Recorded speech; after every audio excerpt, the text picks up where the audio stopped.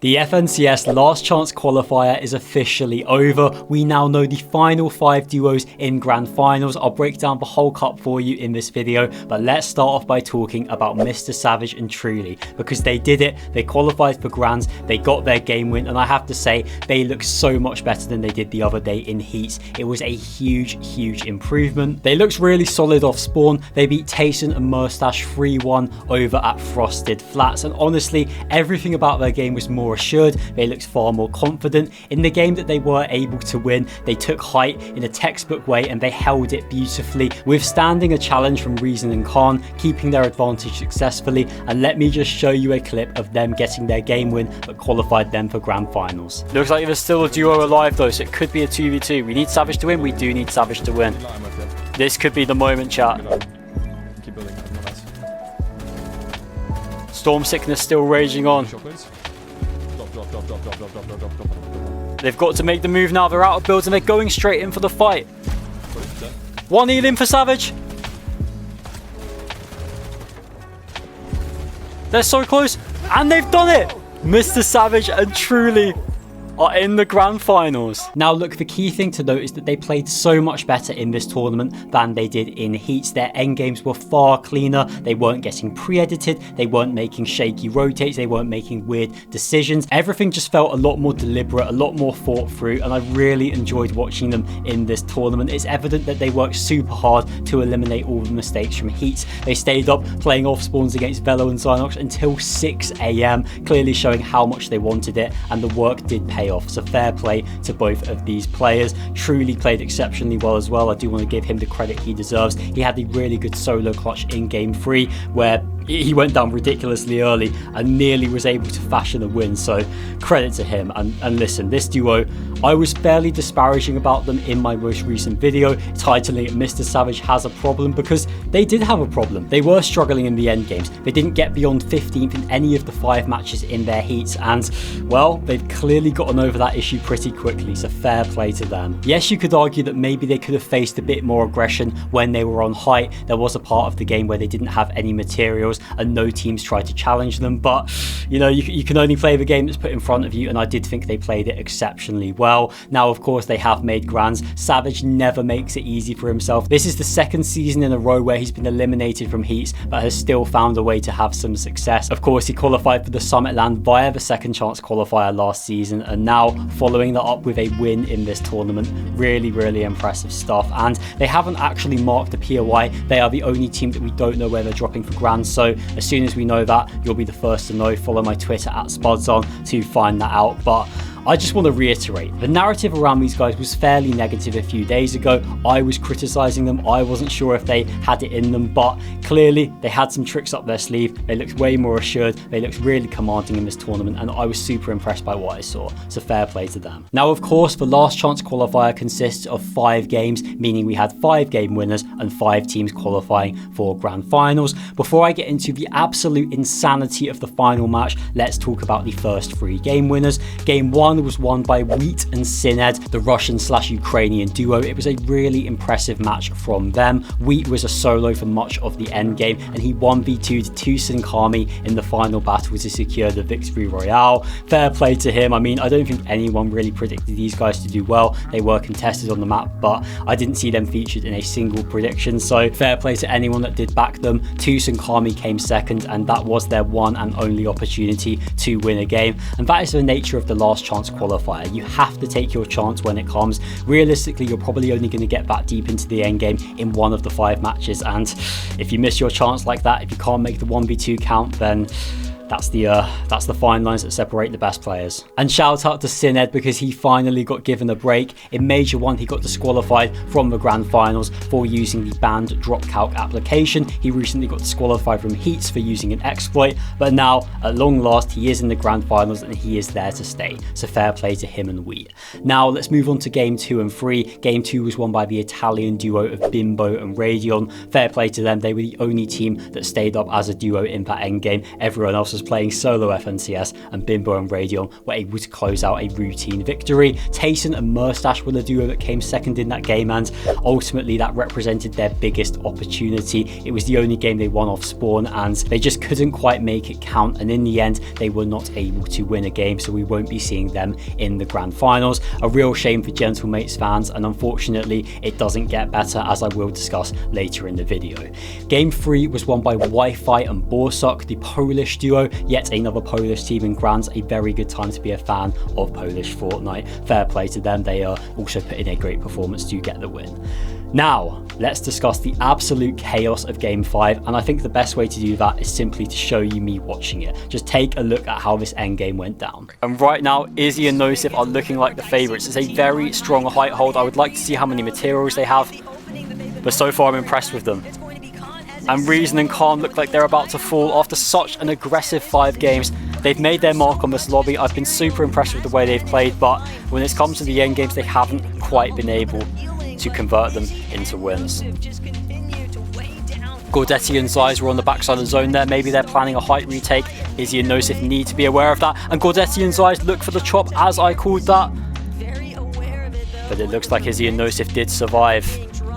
They've got a huge hold on the height here. It's going to be difficult to chop them. But Tayson goes down. MrSavage takes down Kovacs, but he is now a solo. And their chances of making grands have dropped, and they are now out.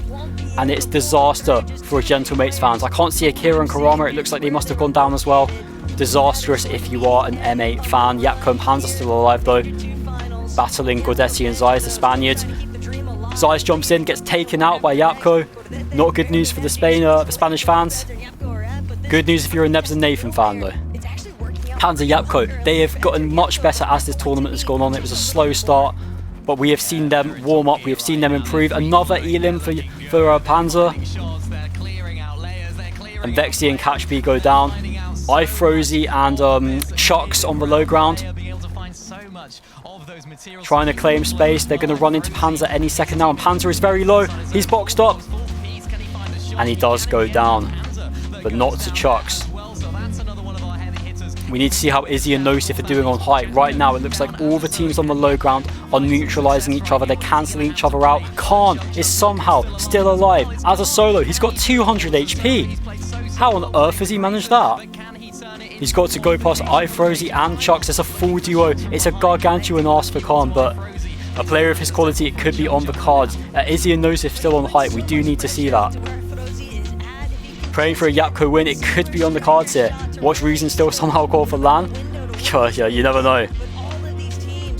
You never know. I need to see what's going on height. We need to see if Izzy and Nosif are still there, but iFrozy does go down. iFrozy down too. We've got a full team on the low ground. There are only 2 full duos left in this game. You have to imagine one of those is Izzy and Nosif, the French duo on height. Khan looks like we could be right at the end of this game, but he just about gets in. He's only got 11 HP and he takes down a player. Izzy and Nosif still on the height. They haven't shown it. Izzy and Nosif are still here, and it is a straight 2v2. Izzy Nosif, the team with the biggest chance of winning, and despite 4 mediocre games at the start, when it mattered, they have come in clutch and they have got the win. Now, Izzy and Nosif were my #1 predictions to win a game in this tournament, and 4 games into the cup, they were really struggling. They were surprise contested, they weren't getting deep into end games, it was just not going to plan for them at all. But listen, this is the last chance qualifier. Consistency doesn't matter at all. All that matters is getting that one good game where you perform, where you can secure the victory royale, and that's exactly what they did. In game 5, they turned up, they showed great mentality, great resilience to put the disappointment of the first 4 matches past them and secure a commanding height victory royale. A really impressive performance from them. It was a bit of a disappointing day for French Fortnite, as I will get into in just a moment, but Izzy and Nosif a bright spark, and we will be seeing them in grand finals. Of course, this is Nosif's first ever FNCS grand final. He managed to qualify for the Summit LAN and the EWC LAN without ever having made a grands, but that's about about to change. Fair play to these guys. So those are the 5 duos that have booked their place in the FNCS Grand Finals, but of course that does leave a lot of big names missing out. Let's go through all of them now. We'll start off with Seti and Comeback, and this one hurts, I have to say. Seti not making back-to-back FNCS Grand Finals, it's a shame. It is a shame, and they honestly look like they could have won game 1. They went up for height, they were looking commanding there, and then all of a sudden Reason and Khan went for it despite having pretty much 0 mats and completely greased Seti's game. And following that, Seti never really got back up to speed. It completely destroyed their momentum, and Seti ultimately lacked potentially the mentality to get back into the tournament. They actually got keyed by Reason and Khan in another game as well, so yeah, pretty unfortunate for them. They seemed like they had a bounty on their head or something. Is this the end for Seti? I really hope not. He did tweet next after the tournament, so it seems like he does have his eyes set on future Fortnite Cups, but his placements have been stagnating. He's gotten engaged in his real life, so he's clearly settling down. I hope this isn't the end of Seti. I hope he has many more good placements to come, but yeah, we're going to have to wait and see on that one. It's the second Grands missed for him and for Comeback as well, so disappointing for both of these players. Someone else that missed out was Reason and his teammate Khan, and I have to say I really enjoyed watching these guys. They were admirably aggressive. Their playstyle was borderline psychotic. They were fighting everyone, whether they had no materials, whether they were stacked. They would W-key anyone they saw. They would psychotically try to challenge for height even when they had no loot. It was fairly desperate, but that's kind of what you want to see in the last chance qualifier. At the end of the day, there's no prizes for coming second. You have to give it everything you've got, and that kind of all or nothing playstyle is exactly what does work. Unfortunately, they couldn't quite manage the victory royale, but they left it all out there on the map, and it was a joy to watch them. A shame we won't be seeing them in Grand Finals. Also, shout out to Khan because he had the most damage and eliminations out of any player. Great work from the young controller GOAT. Chicho and Skavi also missed out. They actually finished first for consistency, which I have to say kind of surprised me. I didn't expect these guys to do well. They've offered virtually nothing over the past 9 or 10 months, so I'm impressed that they showed this injection of form, injection of quality, and maybe they can build on this in the impending last chance finals. Obviously, in about 2 weeks, there will be another chance to qualify for globals. There's 9 global spots from this FNCS and then 3 in the last chance finals. So maybe we could see Chicho and Skivvy hit form at the exact right time. Vanya and the Frizzy also missed out. A disaster for Gentlemates. Vanya is of course their flagship player, and he has been really struggling since his excellent 2025, where he finished 3rd, 1st and 3rd in the majors and then 2nd at globals. Since then, he's missed out on back-to-back FNCS Grand Finals. It's not gone well for him, and I really do hope we see the real Vanya return at some point. It's been tough, but you know, I'd like to see him get back to his best, not just for him, but also for Gentlemates, because you know, he is their main guy. He is their main player. It would be great for the scene for him to start placing again.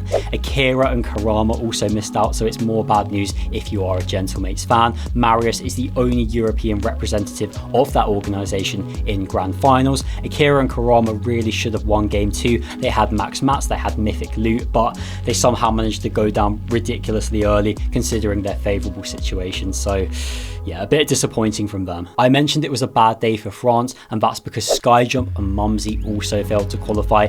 They were arguably the best team in the whole lobby based on form, based on current placements, but they just couldn't make it happen. They did make a few end games, but ultimately they couldn't quite get the win. It was the same thing for Yapko and Panzer. They had a slow start. They did really come to life towards the end of the tournament. They were heating up, but unfortunately it was too late and they weren't able to get a win. Of course, Mongrel and Zany completely missed out on the LCQ finals. They didn't even make the top 50. I have to say, I thought they looked okay. They were on track to make finals, and then they did struggle in their last few games. We do now have confirmation that this won't be a duo that will be sticking, so Mongrel is still looking for a new teammate. Also, our European representatives over on NA Central did manage to qualify. Moneymaker and Fanayan won a game in the LCQ to qualify for finals. Fair play to them. Now look, this tournament was brilliant. It was a true battle royale format. All that mattered was getting the win. All that mattered was surviving, and I loved seeing how all the different players approached it. You had teams like Gordetti and Zeiss, teams like Tyleo and Kovacs who were playing high every time they could, teams like Reason being aggressive. You had other teams that were being more passive.